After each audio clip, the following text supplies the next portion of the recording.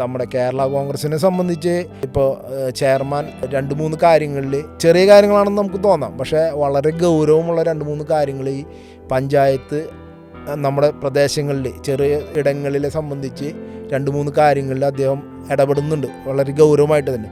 ഒന്ന്, തെരുവ് നായ ശല്യം വളരെ രൂക്ഷമാണ് പാവർട്ടിയുടെ പല മേഖലകളിലും. അപ്പോൾ അതിലൊക്കെ ക്രിയാത്മകമായിട്ട് ഇടപെടാൻ സാധിക്കുമെന്നുള്ളൊരു വിശ്വാസം എനിക്കുണ്ട്.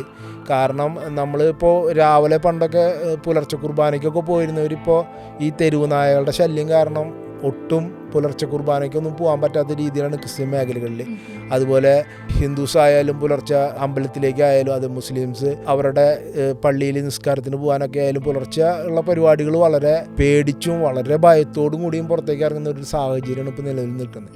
അതിനൊക്കെ ഒരു മാറ്റം എന്തായാലും കൊണ്ടുവരണം. അത് ഏത് വിധേനയും അതൊക്കെ നമുക്ക് പറ്റും. ഒന്നാമത് ഈ വേസ്റ്റ് മാനേജ്മെൻറ്റ് തന്നെയാണ് അതിന് ഏറ്റവും കൃത്യമായിട്ട് ചെയ്ത് കഴിഞ്ഞാൽ തന്നെ തെരുവുനായശല്യം വളരെ അധികം കുറയാനുള്ള സാധ്യതയുണ്ട്. പിന്നെ പല പ്ലാനുകളുണ്ട് തെരുവുനായശല്യം. പിന്നെ രണ്ടാമത് നമ്മുടെ പാർട്ടിയുടെ ഒരു ഇത് നമ്മുടെ വന്യജീവി ആക്രമണമാണ്. നമ്മൾ വിചാരിക്കും നമ്മളവിടെ എവിടെ വന്യജീവി ആക്രമണം എന്ന്. പക്ഷേ നമ്മുടെ മേഖലകളിൽ ഇപ്പോഴും കാട്ടുപന്നികളായാലും ഈ മുള്ളം പന്നികൾ, അതുമാതിരിയുള്ള പിന്നെ മലമ്പാമ്പുകൾ, അതൊക്കെ നമ്മുടെ ഏരിയകളിൽ ഇപ്പോൾ ഞാൻ നിൽക്കുന്ന വാർഡുകൾ സംബന്ധിച്ച് 2-ാം വാർഡായാലും അപ്പുറത്ത് 1-ാം വാർഡ്, അവിടെ നിന്ന് ഇഷ്ടംപോലെ മലമ്പാമ്പുകളെ പിടിക്കുന്നുണ്ട്.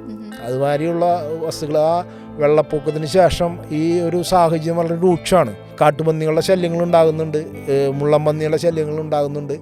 അതൊക്കെ നമ്മൾ തടയാനിപ്പോൾ നിയമങ്ങൾ വന്നിട്ടുണ്ട്. അതൊക്കെ വിപുലമായ രീതിയിൽ നടപ്പാക്കാൻ വേണ്ട കാര്യങ്ങളുമായി സഹകരിച്ച് മുന്നോട്ട് പോകാനാണ് ആഗ്രഹിക്കുന്നത്.